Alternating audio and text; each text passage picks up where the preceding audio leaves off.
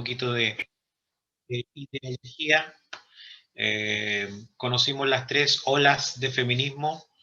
Eh, la primera ola que la definimos como el feminismo liberal, que es la única que tiene algunos elementos rescatables, algunos, y con mucho cuidado, eh, que se refería más que nada en la búsqueda de la igualdad ante la ley de mujeres y hombres, una igualdad ante la ley, no desconociendo que son distintos, pero sí entendiendo que tienen las mismas potencialidades en asuntos como la educación, como el trabajo, como la participación en la ciudadanía, sus derechos fundamentales como la vida, la libertad, todos esos derechos fundamentales que sean consagrados, cosa que creo que todo cristiano debería estar de acuerdo. Quizás no tan de acuerdo en la manera en la cual se busca, nunca de una manera violenta ni revolucionaria, pero sin duda están dentro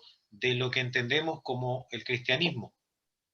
Vamos a ver que la Biblia sostiene estos principios y por eso que los reformadores en el siglo XVII, algunos de los pilares eh, que sostuvieron aquel primer movimiento feminista fueron movimientos cristianos, ¿ya?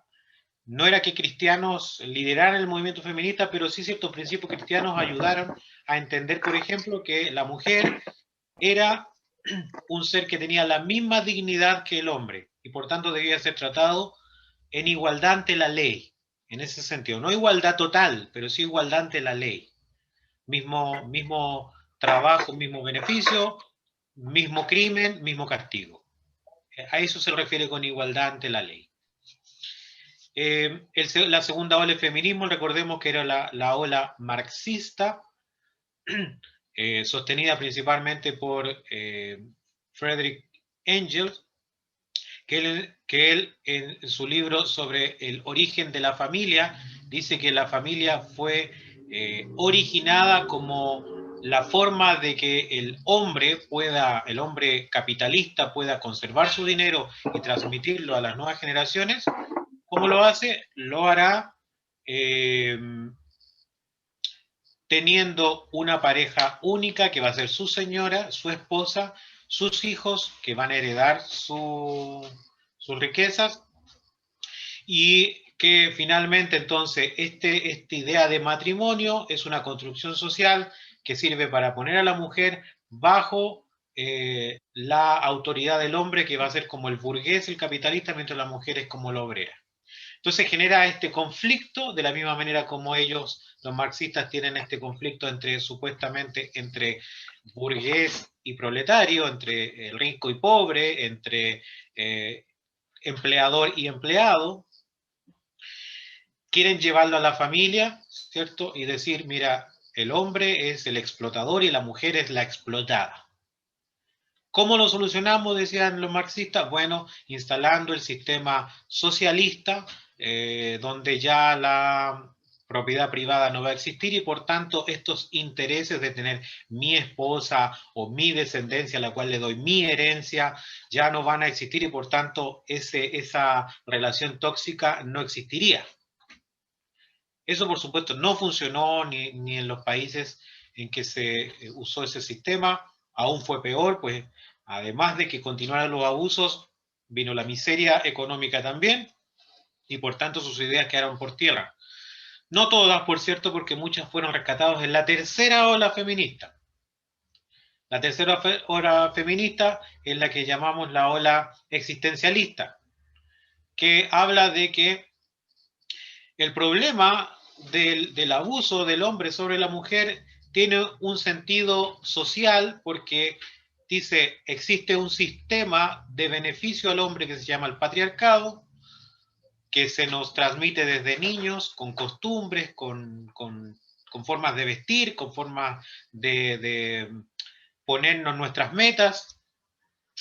A las mujeres la incentivarán a tener cierta forma de ser y a obtener ciertas cosas, mientras a los hombres se les esperará de ellos otras cosas mayores, superiores, y por tanto es un sistema ideológico que se mete en la mente de las personas y que encadena a la mujer a esta subyugación.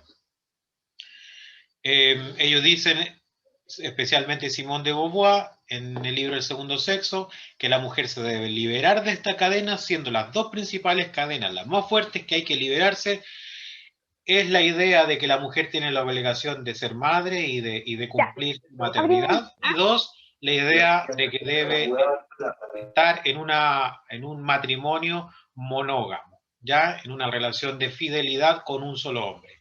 Estas dos ideas, la del matrimonio heterosexual y pareja única, y la de la idea de la maternidad responsable, son las cadenas, según lo que dice Beauvoir, que sostienen a la mujer a esta esclavitud social.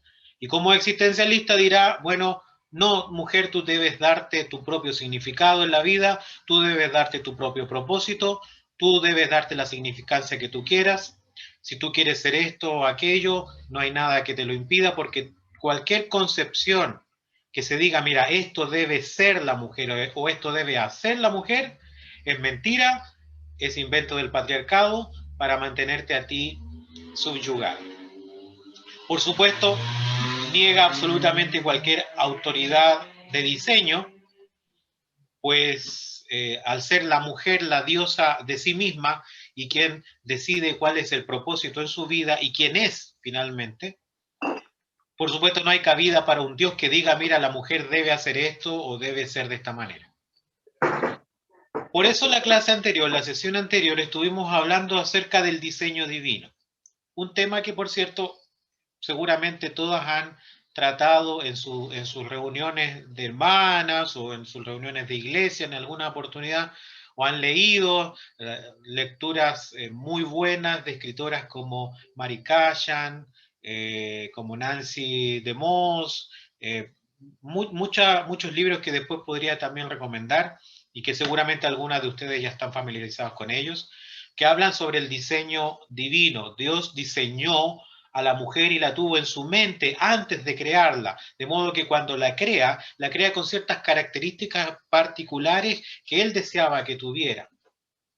Y la mujer, de la misma manera como cualquier cosa que es creada con un propósito, está hecha para funcionar en ese sentido, tú no usas un tenedor para tomar sopa, no está diseñado para eso, vas a fracasar en eso, el tenedor va a sentirse un fracasado porque no es capaz de llevarte la sopa a la boca.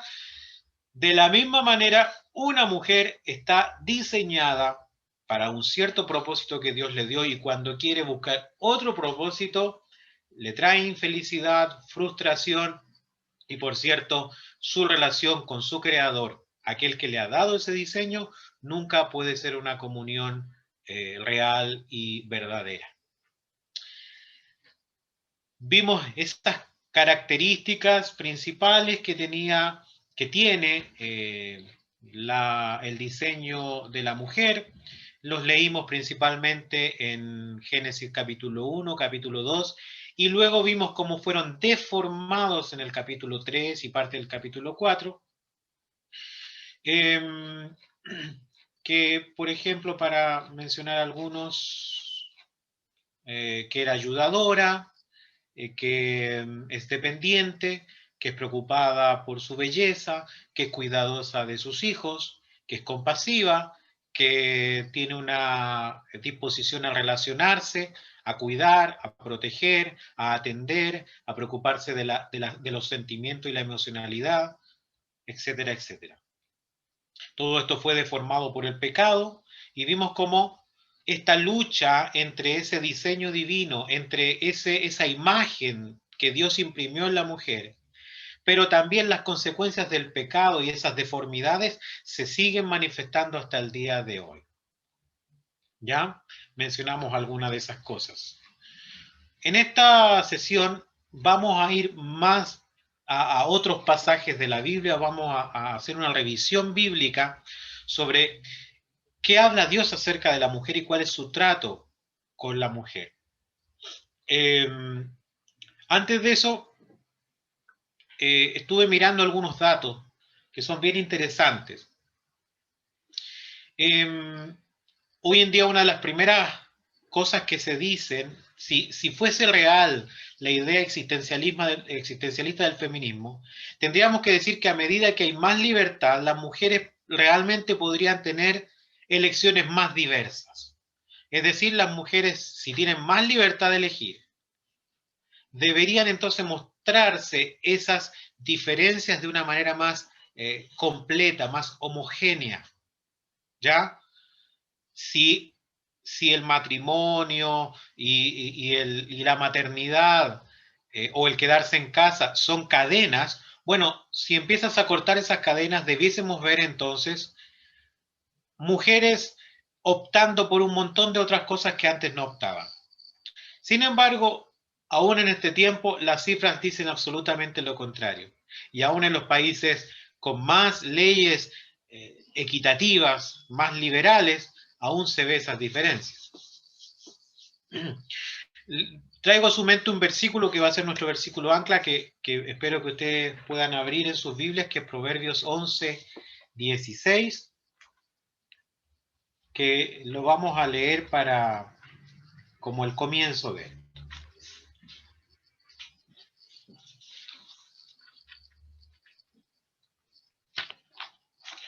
Proverbios 11, 16,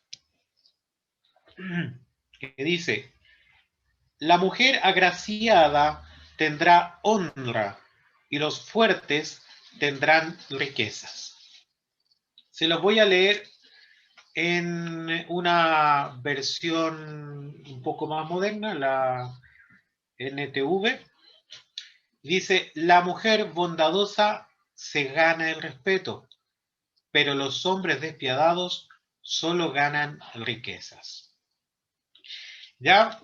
En la sabiduría que le da el Señor a Salomón, él hace esta comparación y dice: una característica de la mujer es que es un ser bondadoso y compasivo. De esa manera se gana el respeto. En cambio, el hombre despiadado, el hombre con fortaleza, solamente gana riqueza. Y fíjese que hace esta comparación como que, ¿qué es mayor, las riquezas o el respeto? Por supuesto, vamos a ver cómo el feminismo cambia esto y se supone que es más digno el ganar riquezas y comportarse como un hombre violento en vez de ganarse el respeto, que es algo tan valioso y tan bello en la mujer. Bueno, por supuesto, lo primero que vemos de diferencia entre un hombre y una mujer son sus diferencias físicas, primarias, desde los cromosomas que tienen cada una de sus células hasta, por supuesto, sus genitales. Menos del 1% de la población, por algún error en la gestación, no tiene definido su genitalidad, pero el 99, más del 99% lo tiene definido, por tanto, esa diferencia está muy clara. Las diferencias secundarias como el tamaño, la musculatura, el tono de voz, la cantidad de vello corporal, esas diferencias secundarias son un poco menos notorias, pero aún así superan el 95%, es decir, más del 95% de los casos, los hombres tienen más musculatura, más vello corporal, tienen una conformación con espaldas más anchas, etc. Otra diferencia fuerte es que los hombres viven en promedio unos 5 años menos que las mujeres. Hay varias razones que dan a entender esto. Número uno, según las últimas investigaciones, se ha descubierto que el sistema inmunológico del hombre es cerca de un 10 a 15% más débil que el de las mujeres en promedio. Sin embargo, en esa misma proporción es más grande su musculatura.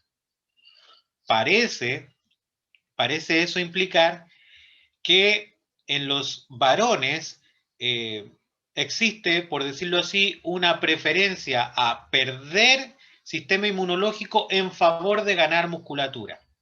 De modo que el hombre es un poco más enfermizo, pero a la vez es más fuerte. ¿Es casualidad esto? en ningún sentido, y después vamos a ver por qué. Todo esto está diseñado por Dios. Esto sumado a que el hombre normalmente está en trabajos más peligrosos, en un gran porcentaje, en trabajos donde está en ambientes más tóxicos, en ambientes más desagradables, más pesados y más monótonos, eh, crea una serie de condiciones para que el hombre en general viva menos, tenga una calidad de vida peor. Si bien puede lograr más cosas en cuanto a que tiene más energía, más fuerza, pero a la vez su sistema inmunológico lo va perdiendo, por decirlo así. Se va volviendo más vulnerable. Esas son algunas diferencias que mostrar. Pero hay otras que tienen que ver con las preferencias, que son súper importantes, y veamos algunos porcentajes. Por ejemplo, en Chile, según el último estudio que se hizo, que fue la encuesta CASEN, en el 2016, de entre todos los adultos mayores de 18 años que fueron consultados, menos del 1% se declaró homosexual. De modo que uno de los primeros, una de las primeras diferencias claras entre un hombre y una mujer es que el hombre en un 99% y fracción tiende a preferir como pareja sexual a una mujer, mientras que la mujer en un 99% más fracción prefieren elegir a una pareja varón.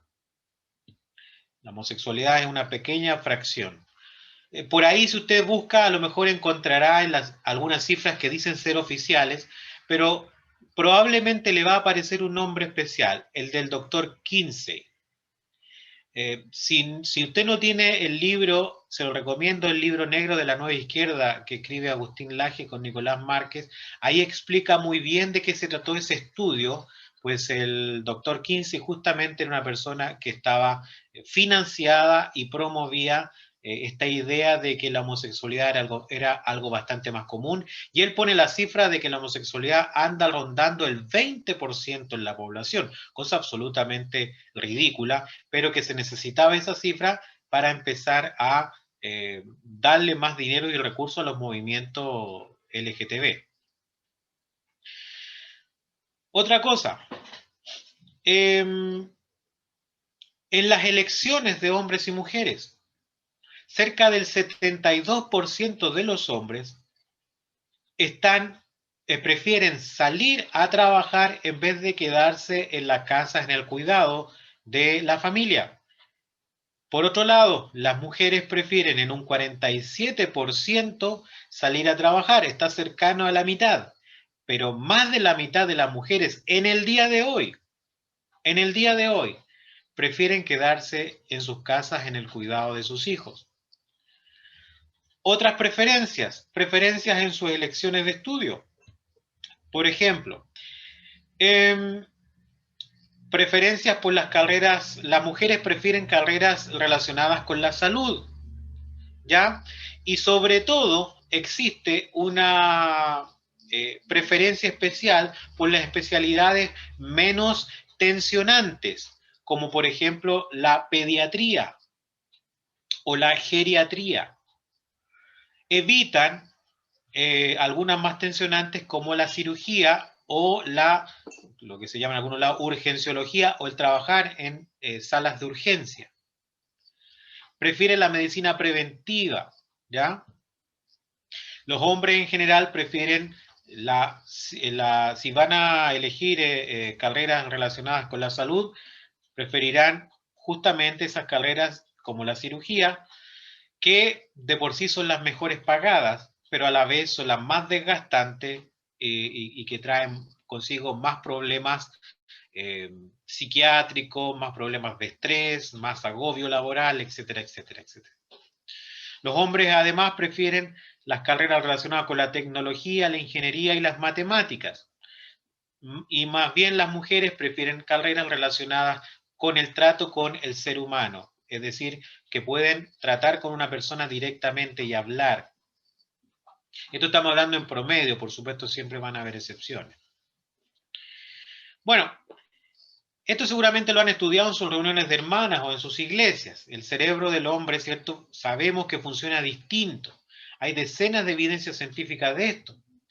El cerebro del hombre está más compartimentado, está más separado, no hay tantas conexiones entre uno de los hemisferios con el otro. Por eso hay algunas características en el hombre que se dan menos en la mujer. El hombre tiende a ser más competitivo, más arriesgado. Ojo con eso, tiende a ser más arriesgado, más irresponsable en las decisiones que toma, arriesgando cosas en las cuales puede ganar tremendamente y hacerse millonario o hacer un gran descubrimiento, o puede perderlo todo y quedar en la ruina, en el descrédito y en la calle. El hombre es menos preocupado por las consecuencias de las acciones que toma, es más audaz, menos preocupado incluso por la formación de la misma familia, no tiene en su mente tanto la idea de que debe conservar, entre comillas, su especie. La idea de hacer familia es algo que no está, sobre todo en los primeros años de la juventud. El hombre es más obsesivo y se concentra de mejor manera en una sola tarea, al punto que, claro, a veces hay que tocarle el hombro para decirle, oye, hay más cosas importantes a tu alrededor de aquello que te estás concentrando.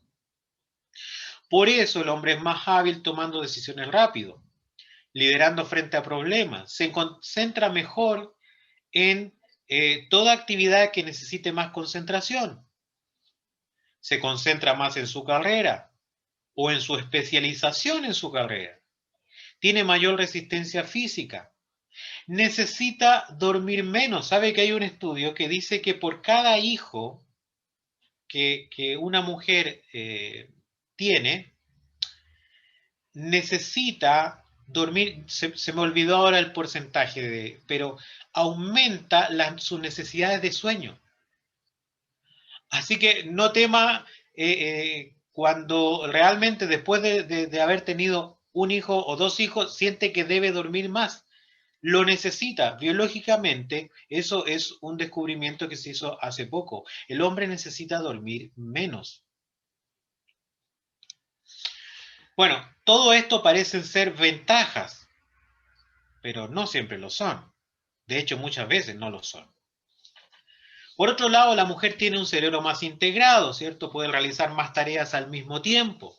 Es más compasiva, es más empática que competitiva, tiende a tener más misericordia del que se queda que de simplemente en pensar en ganar. Tiende a ayudar y tender la mano más que el simplemente preocuparse por ganar. Es un poco menos arriesgada, por lo que prefiere la estabilidad. El ejemplo claro es en los negocios. No sé si alguna vez las que están casadas, su esposo ha llegado con una super idea de un nuevo negocio, de una nueva aventura que quiere realizar. Y él está convencido y tiene sus números y tiene sus estudios y todo, quiere hacerlo. Y usted es la que tiene que, espérate, logramos un poquito de estabilidad, tenemos nuestro sueldo a fin de mes, tenemos nuestra platita aquí, y de repente tú lo quieres arriesgar todo. Y esa lucha constante que logra tener un encuentro, si hay una buena comunicación y llegan a un término medio saludable, es una muestra de esa diferencia. ¿Ya? La mujer se preocupa más por las consecuencias.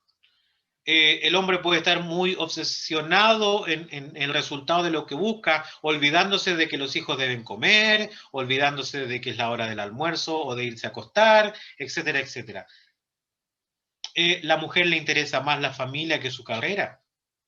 Eh, eh, un psiquiatra escribía en uno de sus libros, que por ahí tengo, olvidé el nombre, que trata con muchas mujeres tremendamente exitosas que a los 28 a 30 años han llegado casi a la cúspide de sus carreras, han logrado sacar su carrera, se han especializado, han entrado a un buen trabajo, han superado ciertas barreras, han llegado a tener un gran puesto de trabajo en la empresa donde están. Parecen que han tocado el techo antes de los 30 años. Pero y sin embargo, cuando las trata, ve en ellas una angustia y una necesidad de preguntarse, ¿por qué estoy haciendo eso? Empieza a perder sentido. La carrera exitosa no la termina de llenar. Y muchas veces tiene que tratar con ellas ese deseo que tienen ellas de cambiar todo eso por tener una vida familiar. Algunas, por supuesto, deciden no seguir con su carrera y ningún problema. El problema está que, claro, después llega los 35 y los 40 y se pasa la edad de tener familia y veamos si decía el psiquiatra, si están capacitadas para vivir sin eso, sin aquello que pareciera estar en el corazón. Él mismo decía, él no es cristiano, pero él mismo decía, pareciera estar en el corazón de la mujer esta necesidad de formar una familia, de tener esa parte, no necesariamente dejando su carrera, pero de ahí a sacrificar todo, incluido su familia, por una carrera, no es tan propio de las mujeres y genera una angustia aún en las mujeres más modernizadas y más feminacizadas, no sé cómo decirlo, más feministas. No es obsesiva, todo lo contrario. La mujer tiende a cambiar constantemente de plan, cambiar de objetivos con mayor facilidad. Por eso es más habilidosa cuidando del hogar, cuidando de los hijos. Y esto no es menor, esto no es para nada una desventaja. ¿Ya? Recuerdo que alguna vez mi esposa, cuando nosotros iniciamos una pequeña empresa y ella sale a trabajar, conversando con alguna de las personas a las cuales atendía, alguna le decía, bueno, yo no me voy a quedar en la casa, yo quiero realizarme como persona y quiero hacer algo importante en la vida. Y cuando preguntabas qué era eso importante en la vida, bueno, era en particular ella vender un poco de ropa para una multitienda a nivel nacional. Para otra, quizá eso tremendo que hace es escribir algún informe bueno, cualquier trabajo de oficina, que es como lo más cotidiano. La mayoría, cerca del 60 o 70% de las mujeres que están trabajando a tiempo completo en vida laboral trabajan en servicios, en el área de servicios. Por tanto, se dedican principalmente a vender, cocinar, hacer informes, ese tipo de cosas son las actividades que normalmente hacen las mujeres cuando siguen una carrera a tiempo completo. Y ese es su trabajo tan importante. Sin embargo, mi esposa le decía, bueno, yo estoy criando hijos. ¿Y en qué cabeza cabe que criar y formar hijos para la sociedad que viene sea menos importante que escribir un informe o vender un pantalón? No se entiende muy bien, pero bueno, tienen esa habilidad mayor. Tienen esa habilidad para trabajar ayudando a personas, cuidando enfermos, enseñando a niños. Uno de 20, había un estudiante de educación parvularia por 20 mujeres, y hay años que no hay ninguno. Cuidando enfermos, asistiendo a personas necesitadas, conversar, atender, ser cordial. Todas estas habilidades son propias de la mujer. Bueno, existe algo que usted puede después googlear si quiere, que se llama la hipótesis de variabilidad, que dice que el coeficiente intelectual, que es una manera de medir la inteligencia, no es una manera muy precisa, pero es una manera de medir la capacidad intelectual, ¿ya? El CI. Entre los hombres, el CI está, por supuesto, cargado en la media, de modo que la gran mayoría de los hombres están más o menos en la media. Sin embargo, en las esquinas tienden a haber bastantes. En cambio, la curva que hacen las mujeres es una curva que está mucho más centrada en el medio y no hay tantos en los costados. Dicho de una manera más sencilla, tomando en cuenta ese tema de la hipótesis de variabilidad. Hombres y mujeres tienen más o menos en promedio la misma inteligencia. Eso está comprobado científicamente. Sin embargo, en los extremos, es decir, entre los genios y entre los idiotas, y ocupo la palabra idiotas en el sentido original, ya no como un insulto. Los idiotas, hay más hombres que mujeres, tanto genios como idiotas. ¿Ya? En los extremos, por tanto, se dice que el hombre hay más variabilidad.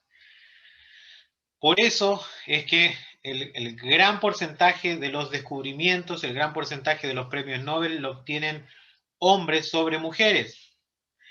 Pero también, en el otro extremo, principalmente hay más hombres en las cárceles, hay más hombres con problemas psiquiátricos, hay 3 veces más suicidios de hombres que de mujeres, el 82% de los homicidios es contra hombres, entre el 75 y el 80% de las personas sin casa, los que están en la calle, son hombres. Esto, combinado con todo lo anterior, nos da una imagen clara de las diferencias grandes que hay. ¿Ya? Así que hasta el día de hoy, el diseño divino se sigue manifestando y cumpliendo tal cual como lo mostró el Señor. Por más que existan leyes que quieran reestructurar esta conformación, acusándola de ser discriminatoria, racista o homofóbica o lo que fuese, no, es el diseño divino, y cuando el diseño divino se cumple, especialmente en una familia cristiana, trae paz, felicidad y una vida plena con el Señor. Bueno, ¿qué dice la Biblia sobre todo este tema? Ya vimos la clase anterior, la sesión anterior, lo que veíamos en el tiempo de creación. Génesis 1, Génesis 2 y luego la caída en Génesis 3 y parte de Génesis 4. Vamos a seguir adelante. ¿Ya? Lo primero, ya vimos, hombres y mujeres fuimos creados a imagen de Dios. En Génesis 1, 27, y creó Dios al hombre a su imagen, a imagen de Dios lo creó, varón y hembra los creó. ¿Es creado solamente el hombre a imagen de Dios? No, la mujer también es creada a imagen de Dios. De modo que ya tenemos la primera señal de igualdad en dignidad. Somos criaturas hechas a imagen de Dios. Usted tiene la imagen de Dios y los varones tienen la imagen de Dios. Ahora, claro, en 3.16, Génesis 3.16, tenemos, ¿cierto?, la caída, y tenemos la primera consecuencia de la caída, que es, bueno, no la primera, pero una de las primeras. Génesis 3.16 dice que el deseo de la mujer será para su marido. Tu deseo será para tu marido, le dice a Eva. Y él se enseñoreará de ti. Y ya estudiamos la vez pasada que este pasaje, que se comparaba con el capítulo 4, versículo 12, si mal no recuerdo, donde el Señor le dice lo mismo a Caín, lo que le está diciendo acá es que la mujer tendrá la obsesión de querer dominar a su marido, y sin embargo él le va a ganar. Va a ser una guerra constante, pero el Señor le dice, va a ser una guerra, pero además te anticipo que en esa guerra tú vas a salir casi siempre perdiendo. Él se va a enseñorear de ti. No está diciendo esto es lo que a mí me gusta, no está diciéndole Dios, esta es mi voluntad, yo quiero que el hombre te domine. No, no, no, no. Pero está diciendo, esta es la consecuencia del pecado. Tú vas a desear y vas a apretar los dientes de rabia queriendo dominarlo, y sin embargo él te va a terminar ganando. Así que desde esa caída el pecado ensució la relación hermosa que había entre el hombre y la mujer. Ese amor que se veía en Dios mismo era manifestado en ese primer matrimonio, hasta que el pecado deformó y ensució todo. Deformó primero el liderazgo masculino, ¿ya? porque en vez de ser un liderazgo amoroso, cuidadoso, se vuelve en un liderazgo muchas veces dictatorial y abusivo, otras veces pusilánime y irresponsable. Pero en segundo lugar también deformó la ayuda femenina, porque por un lado se van al extremo de luchar por querer ser las reinas de la casa, y por otro lado algunas se vuelven extremadamente sumisas, aguantando todo tipo de abusos serviles, de manera que deshonran incluso sus propios cuerpos. Pero también trajo muerte y trajo separación, vendría la muerte y el hombre se quedaría sin su esposa, la mujer o la mujer se quedaría sin su esposo. Ese matrimonio estaba diseñado en un primer momento para vivir unidos para siempre, para tener vida eterna, y sin embargo ahora traerá la muerte y traerá la separación. En cuarto lugar, trajo el dolor del parto, que es parte del matrimonio. Lamentablemente va a ser el dolor de parto si quieres tener hijos. El hombre sufrirá porque tendrá que mantener todo eso, y ahora la tierra se va a resistir a él, tendrá que sudar para que la tierra le dé el fruto para poder mantenerla. Todo esto empieza a pasar por el pecado.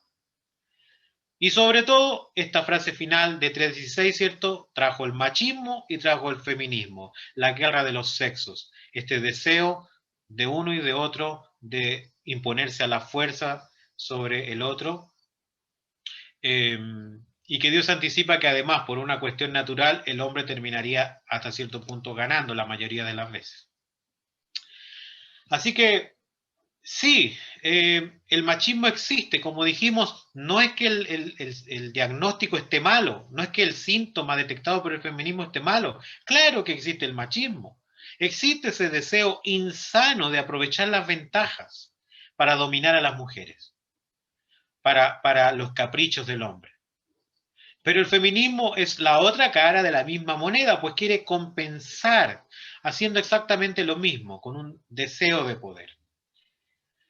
Bueno, ya en el capítulo 4 vemos algunas consecuencias de este pecado. Génesis 4, inmediatamente vemos, por ejemplo, que el séptimo en la línea de descendientes desde Adán, que era Lamec, ya comienza con la bigamia. Toma a 2 mujeres. Y no solo eso, sino que se jacta delante de ellas y canta y dice, y nadie me va a vencer y todo eso, un tipo arrogante, que además toma 2 mujeres para sí, y empieza a ser la mujer una especie de propiedad coleccionable, que el hombre se jactaba de ella. Tal maldad empezó a crecer de una manera tan grande y tan rápida que ya en el capítulo 6 Dios decide castigar esta y otras maldades. Bueno, en la cultura de Medio Oriente, hermanas, había un marcado liderazgo patriarcal. La mujer era una especie de propiedad del hombre y el hombre disponía de ella. Pero en cambio Dios enseñó a Israel a respetarlas y a cuidarlas. No fue fácil porque la mentalidad del hombre de Medio Oriente estaba obviamente toda mezclada con las costumbres de la zona, que eran especialmente crueles y machistas. Dios quiere restituir aquella imagen perfecta cuando trata con el hombre, cuando trata con Israel primero. Quiere restituir esa imagen perfecta, aquella relación de amor genuino, donde el varón es una cabeza que cuida, que ama, que sustenta. Y la mujer es una ayuda idónea, que respeta al varón, que ama también. Fíjese que en el capítulo 16 de Génesis es la primera mención del ángel de Jehová, que muchísimos teólogos, yo no soy teólogo, pero yo estoy de acuerdo, no quise poner en la lista, pero muchos teólogos creen que se trata del mismo Señor Jesucristo. Yo estoy de acuerdo. La primera aparición del Señor Jesucristo es frente a una mujer. Capítulo 16. Y le dijo Agar, sierva de Sarai, ¿de dónde vienes tú? ¿Y a dónde vas? Y ella respondió, huyo de delante de Sarai, mi señora. Y le dijo el ángel de Jehová, vuélvete a tu señora y ponte sumisa bajo su mando. Le dijo también el ángel de Jehová, multiplicaré tanto tu descendencia que no podrá ser contada a causa de la multitud. Además le dijo el ángel de Jehová, he aquí que es concebido y darás a luz un hijo y llamarás su nombre Ismael, porque Jehová ha oído tu aflicción. Y él será hombre fiero, su mano será contra todos y la mano de todos contra él, y delante de todos sus hermanos habitará. Versículo 13. Entonces llamó el nombre de Jehová, que con ella hablaba, tú eres Dios que ve, porque dijo, ¿no he visto también aquí el que me ve? Por lo cual llamó el pozo, pozo del viviente que me ve. He aquí está entre Cades y Beret. El nombre, ahora déjenme recordar, era capítulo 16. Dios oye, no recuerdo cuál es el nombre en hebreo, pero el nombre Dios oye, que es un nombre que se va a ir usando luego en otras porciones bíblicas, ¿saben quién lo puso? Lo puso una mujer, lo puso Agar. Luego, Génesis 17:15. Fíjese lo que pasa aquí. Entonces Dios le dijo a Abraham, con respecto a Sarai, tu esposa, su nombre no será más Sarai, a partir de ahora se llamará Sara, y yo la bendeciré y te daré un hijo varón por medio de ella. Sí, la bendeciré en abundancia y llegará a ser madre de muchas naciones. Entre sus descendientes habrá reyes de naciones. El trato que Dios hace con Abraham incluye a Sarai. Esto era absolutamente revolucionario para cualquier cultura de Medio Oriente.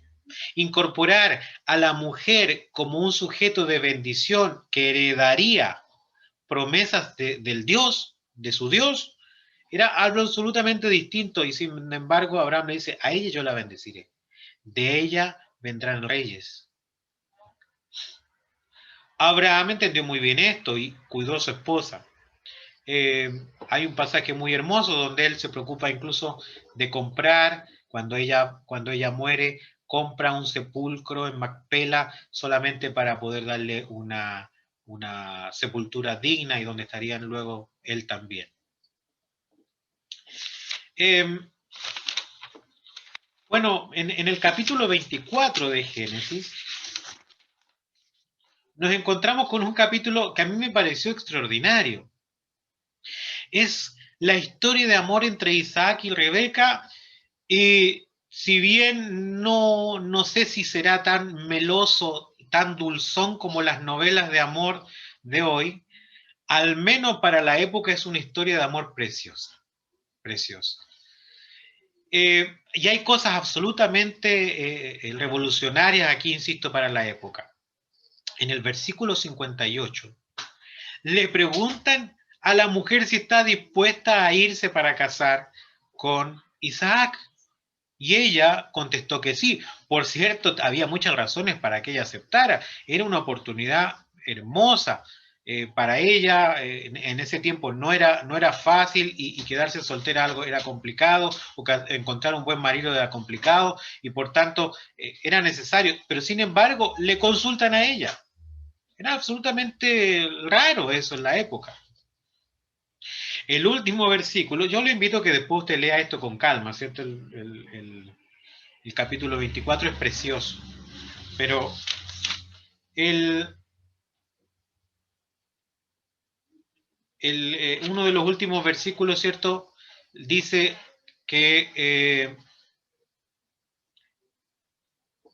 dice que él la amó profundamente. Voy a buscar, él la amó profundamente y ella fue para él un consuelo especial después de la muerte de su madre. ¿Ya? Todo este lenguaje, insisto, era absolutamente anormal para la época.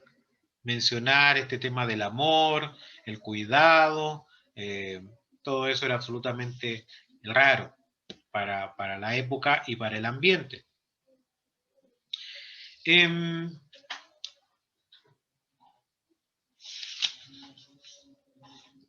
Capítulo 26, versículo 7.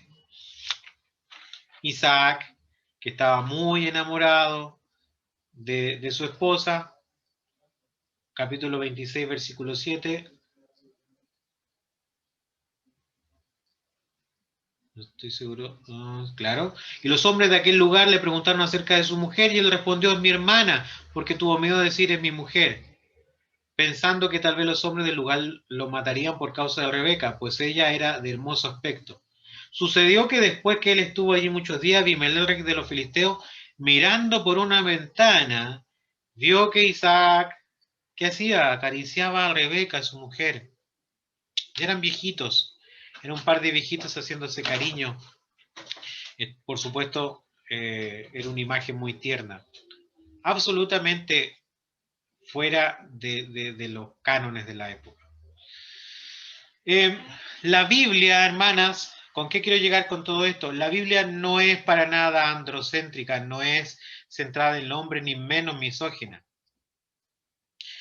Son mostradas tanto las dudas de Abraham, la falta de fe de Abraham, como la falta de fe de Sara y las dudas de Sara cuando se puso a reír.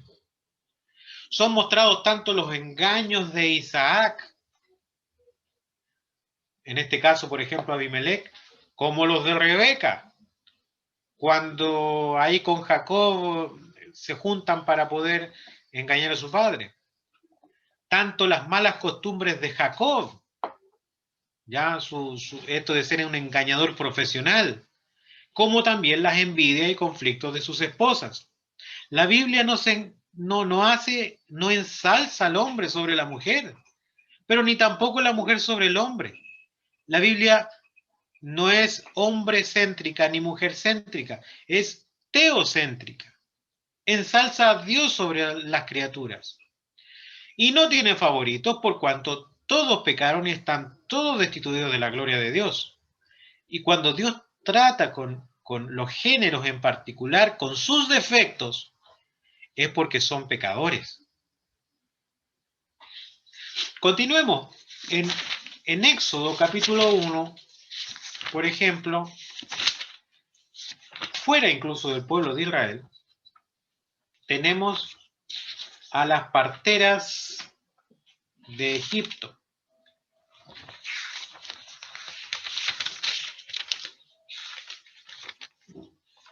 Y de ellas, el Señor dice dos cosas bien llamativas. Y Dios hizo bien a las parteras y el pueblo se multiplicó. Y por haber las parteras temido a Dios, Él prosperó a sus familias. Primero mostramos que desde la antigüedad las mujeres, aún al riesgo de su propia vida, no iban a permitir que mataran a esos inocentes. Y sintieron compasión. Y Dios las miró con esa ternura y las bendijo y las prosperó. En el capítulo 2, tenemos 4 personajes. Uno de ellos es hombre y 3 son mujeres. Pero el hombre es Moisés. Es una guagua que no hace nada más que estar acostada y llorar. ¿Ya? Y sin embargo, las otras 3 mujeres son las protagonistas usadas por Dios para su plan, en este caso, de liberar a Israel de la esclavitud en Egipto. La madre de Moisés, la hermana mayor, que probablemente sea la misma María, la que después aparece en pasajes posteriores, que es la que le recomienda a la hija de Faraón que puede ir a buscar una nodriza entre las hebreas, y la misma hija de Faraón, que es la que, también mostrando el diseño divino, aún siendo egipcia, mostrando el diseño divino, siente compasión de ese bebé que está ahí y lo cuida. Éxodo 15. Estamos haciendo, por supuesto, una revisión. Cada pasaje podríamos nosotros estudiarlo con calma, ustedes lo pueden hacer después. Y cada uno tiene riquezas impresionantes para la vida, especialmente devocional de las mujeres. En el capítulo 15 nos encontramos con el primero de los 2 salmos escritos por mujeres en la Biblia. ¿Ya? El primero está ahí al final del capítulo 15, que es el cántico de María, la hermana de Moisés, a la cual el Señor llama la profetisa.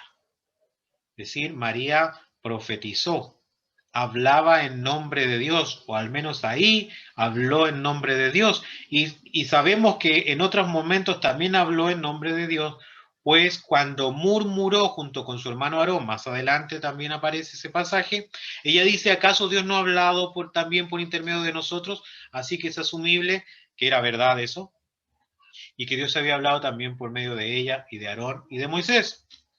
Y aquí tenemos el primer salmo de una mujer. Supongo que a ustedes se les vendrá a la mente, no sé si se les viene a la mente, el segundo salmo que es escrito por una mujer en la Biblia.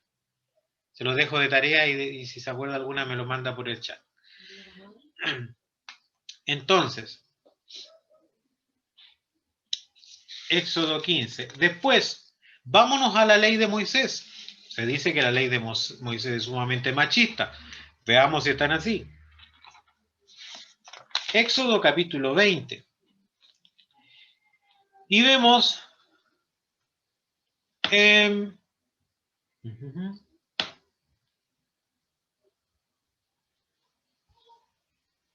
versículo 12. Honra a tu padre y a tu madre para que tus días se alarguen en la tierra que Jehová tu Dios te da. ¿Ya? Y esto se extiende en el capítulo siguiente, capítulo 21, versículo 17. Fíjese en lo que dice. Igualmente, el que maldijere a su padre o a su madre, morirá. Y esto se extiende en Levítico 29, donde el Señor dice, Levítico 29, todo hombre que maldijere a su padre o a su madre, de cierto morirá. A su padre o a su madre maldijo, su sangre será sobre él. Ya no era la honra del padre solamente la que Dios cuidaba, sino la honra de la madre también. Cualquiera que le faltara el respeto y maldijera a su madre era digno de muerte delante de Dios. La madre era algo que había que cuidar, fuese como fuese. ¿Ya? Pero también tenemos, por ejemplo, en Éxodo 22, 16. Lo vamos a leer. Si alguno engañare a una doncella que no fuere desposada y durmiere con ella, deberá dotarla y tomarla por mujer. En una lectura rápida esto dice, espérate, pareciera una mujer obligada. No, no, no. Leámoslo con el prisma de la época. Lo que está diciendo acá es, si un hombre enamora a una mujer, la seduce, de modo que ella se enamora de él y le cuenta mil cuentos y ocupa todo su abanico del repertorio para engatusarla y la seduce y ella se siente enamorada.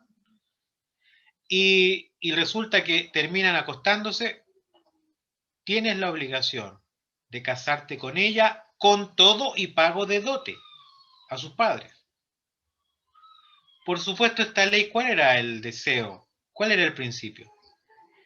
Que un hombre no hiciera eso, que un hombre no se le ocurriera estar haciendo eso si no tenía verdaderas intenciones de, eh, de estar con esa mujer para toda su vida, es decir, que la amara verdaderamente. Y además tenía que pensar de que tenía que tener el dinero para pagar la dote, porque Dios también se preocupaba de que si una mujer se casara, el hombre tuviese la capacidad de mantener también esa familia. No le iba a dejar que se casara con una persona que no tenía donde caerse muerta. Dios se preocupaba inclusive de la economía.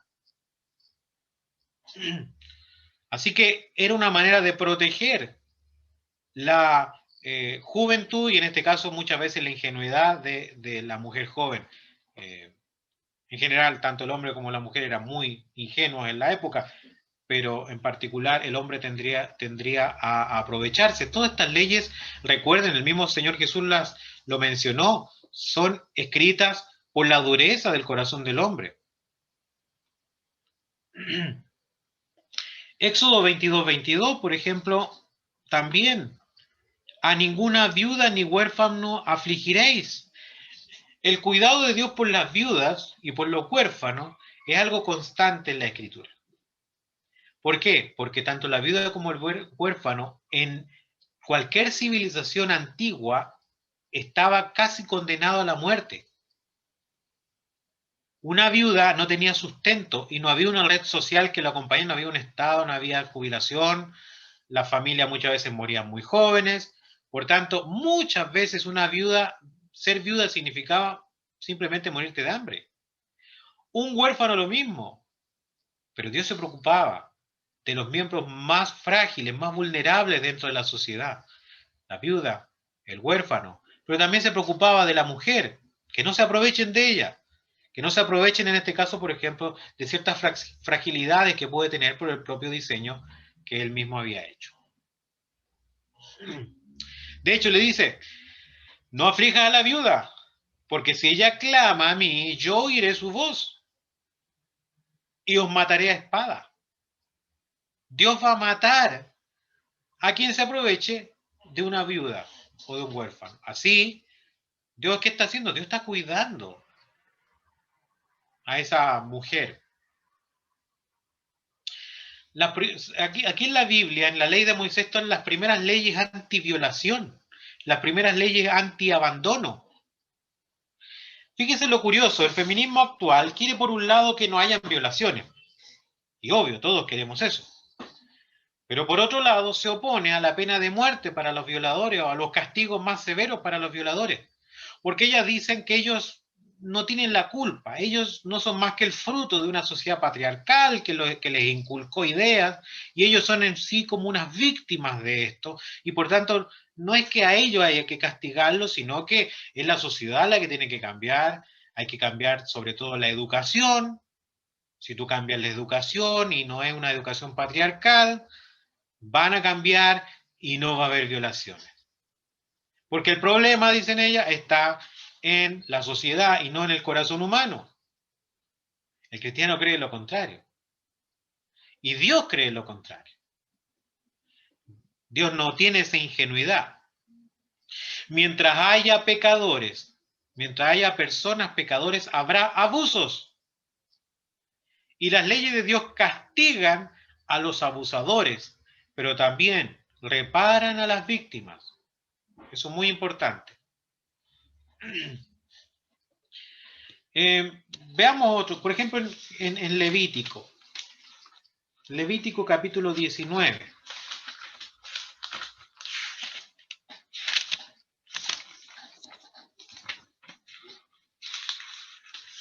Levítico 19, versículos 2 y 3. Habla a toda la congregación de los hijos de Israel y diles, santos seréis porque santo soy yo, Jehová vuestro Dios. Cada uno temerá a su madre y a su padre, y mis días de reposo guardaréis, yo Jehová vuestro Dios. ¿Ya? Parte de la santidad. Y de hecho, luego de hablar de la santidad, inmediatamente dice, de las primeras cosas, ¿ya? Teme a tu madre, respeta a tu madre, ¿ya?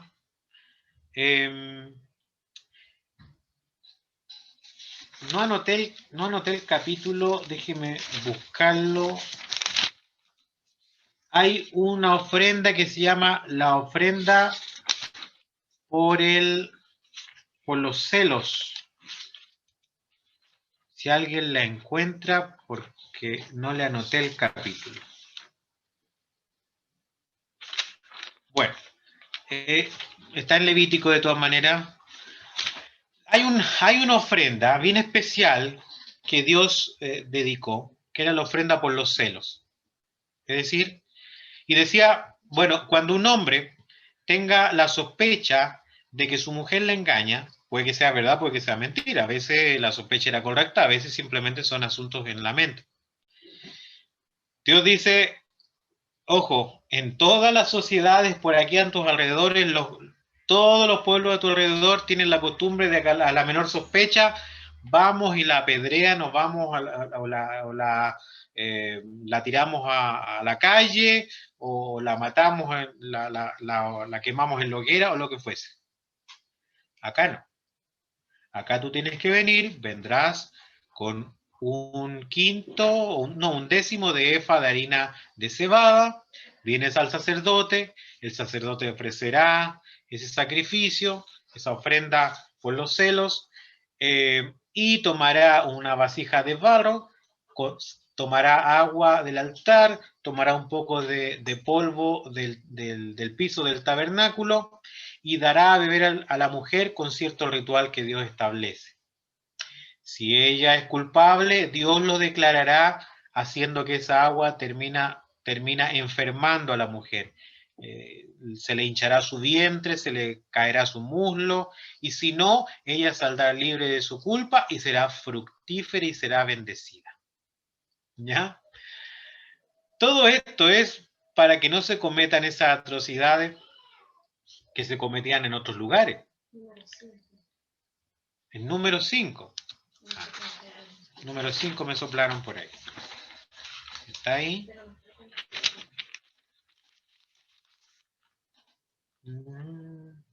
Sí, ley sobre los celos, versículo 11. Número 5:11, del 5 en adelante. Por si alguno después lo quiere estudiar. ¿Ya? Protegiendo, por supuesto, a la mujer para que no fuese acusado falsamente, Dios mismo daría testimonio, defendiéndola o condenándola, en el caso que fuese necesario. ¿Ya? En Levítico 27, vamos a Levítico 27.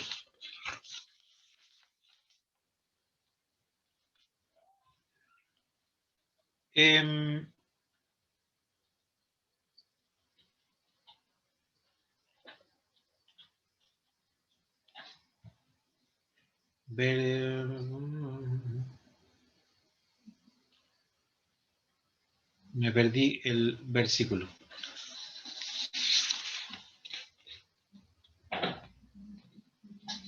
Bueno, la herencia, voy a hablar de qué se trata. La herencia en Israel no era una posesión como se piensa hoy. La propiedad privada no era como se piensa hoy. Dios era el dueño de la tierra y Dios daba esa herencia a Israel como para que ellos fueran administradores de la tierra. No podían disponer de la tierra de una manera tiránica, ¿ya? Era una administración temporal, porque Dios quería conservar esa tierra para Israel. De ahí, por ejemplo, que habían leyes que exigían que cuando una persona tenía que vender su tierra, debía restituirse en el año del jubileo, el año 50. Cada 50 años, la tierra debía restituirse al dueño anterior, ¿ya? Solamente comprando lo de las cosechas que pasaron en aquellos años, ¿ya? Para que volviera la tierra a la propiedad. Por eso Dios instituyó la herencia para el primogénito con doble porción. No porque él iba a ser más beneficiario, sino porque él tenía la responsabilidad. Siempre que hay una bendición hay una responsabilidad. Tenía la responsabilidad de ser el jefe de la familia para administrar la tierra y para cuidar de los padres. Él tenía que hacerse cargo de sus padres.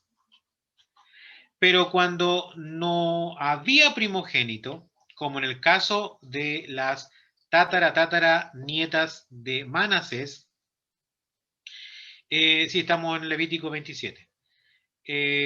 Las tataranietas de Manasés que veían que la herencia de su padre se iba a perder, Dios le dice a Moisés: bien dicen las hijas de Zelofead, les darás la posesión de una heredad entre los hermanos de su padre, y traspasarás la heredad de su padre a ellas. Cuando alguno muriera sin hijos, traspasaréis su herencia a su hija. Hijas herederas. Era algo completamente fuera de los cánones de la época y de las civilizaciones de alrededor. ¿Ya? Pero tampoco era porque Dios le estuviera dando estas tierras a ella para que ellas hicieran lo que quisieran. Ellas debían administrarlas tal como las debían administrar su hermano si es que hubiese habido. ¿Ya? Pero Dios no tiene ningún problema en hacerlas herederas de la tierra de administradoras.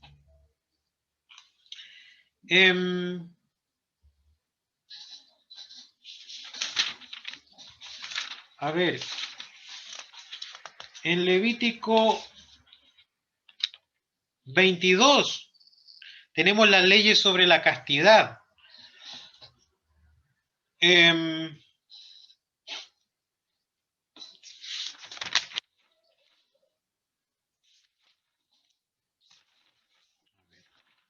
Déjenme revisar la cita.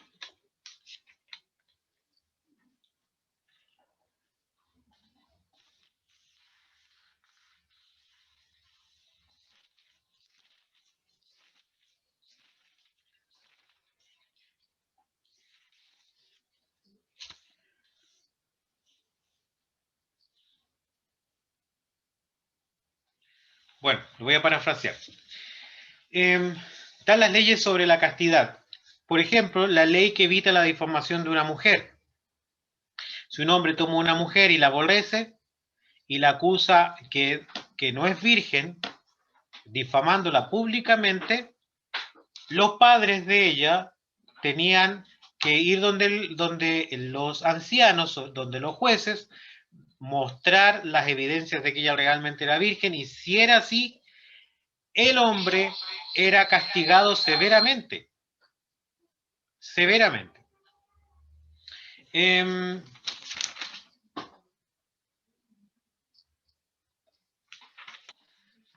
Luego también, por ejemplo, se habla el castigo sobre los violadores.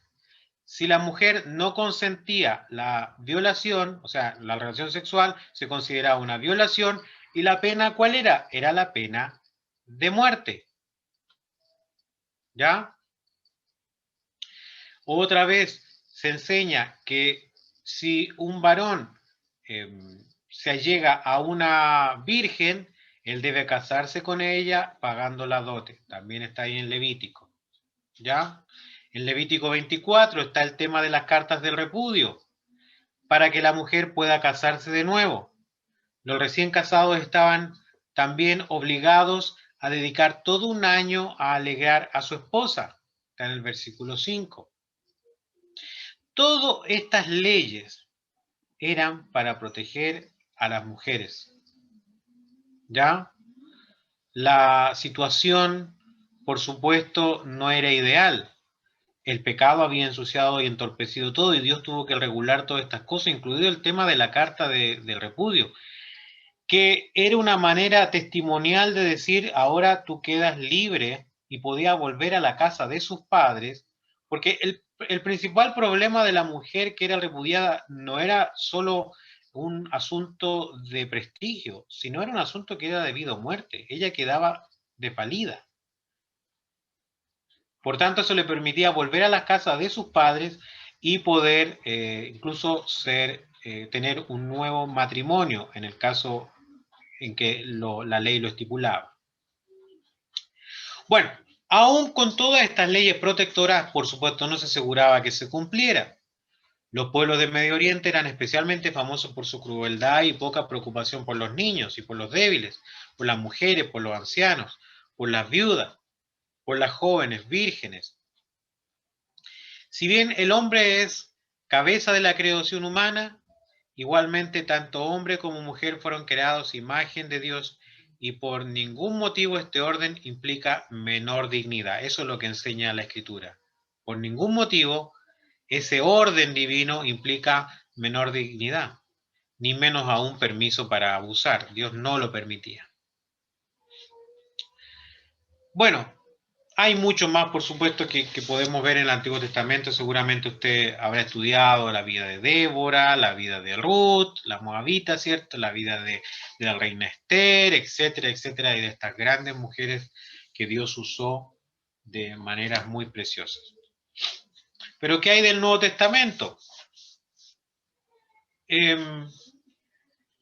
Bueno, si hacemos un barrido por el Nuevo Testamento, tendremos no 10 o 20, sino cientos de ejemplos donde tanto Cristo como los apóstoles demuestran ver a las mujeres como verdaderas siervas de Dios, como hermanas en la fe, como coherederas del Evangelio. ¿Ya?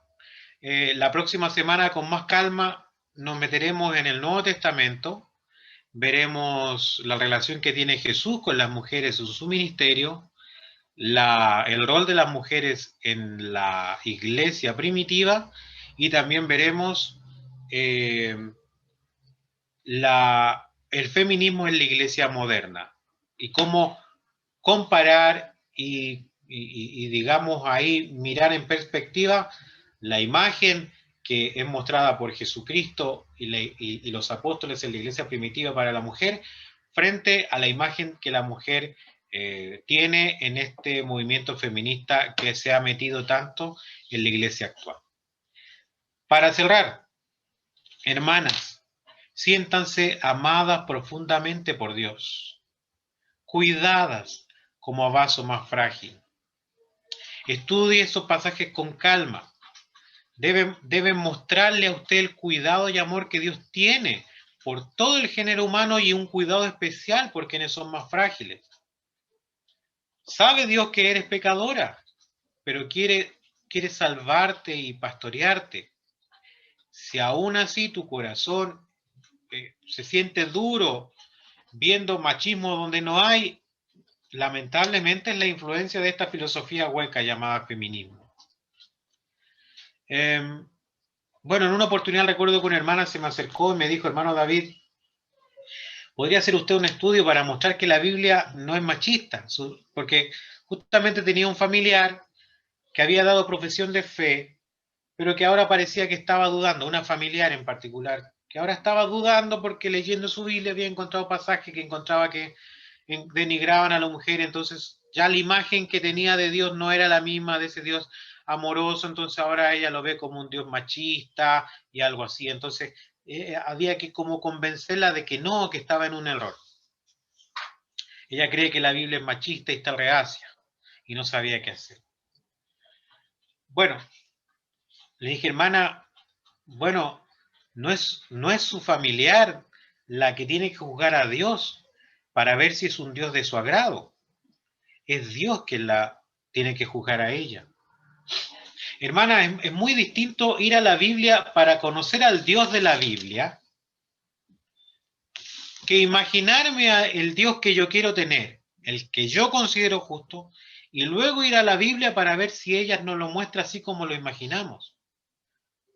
Como si diéramos vuelta el pasaje y en vez de que nosotros que no nos conformemos a este siglo, sino que nos transformemos por medio de la renovación de nuestro entendimiento para que comprobemos cuál sea la buena voluntad de Dios, como que lo leyéramos al revés, que Dios debe conformarse a este siglo y debe irse transformando para comprobar cuál es nuestra voluntad.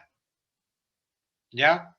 Hermanas, para una feminista moderna, usted le abrirá la Biblia y cuando diga, ya va en el versículo 1 de Génesis, y diga, en el principio creó Dios, bueno, ella dirá, espera. ¿Y por qué Dios y no diosa? Eso ya es machista. Es una tarea perdida. Bueno, usted se ríe, pero esto ya está pasando. Esto ya está pasando, eso lo vamos a ver en la próxima sesión. La diosa, mujer. Eso ya está en iglesias, y no en iglesias pequeñas, en iglesias históricas y en iglesias muy cercanas a las nuestras incluso. Bueno, eso lo vamos a ver la próxima semana. Hermanas, las invito a que se sientan amadas por el Señor, diseñadas por Dios, amadas en su diseño hermoso que Dios les ha dado, conociendo sus debilidades, que son muchos, así como los de los hombres también lo son, pero que en ese diseño Dios le ha dado un propósito en el cual usted será feliz, el propósito de cumplir su rol, el rol que Dios le ha dado, y en el cual Dios también tiene un cuidado especial por usted. Bien, vamos a ver si hay preguntitas. Voy a escoger algunas.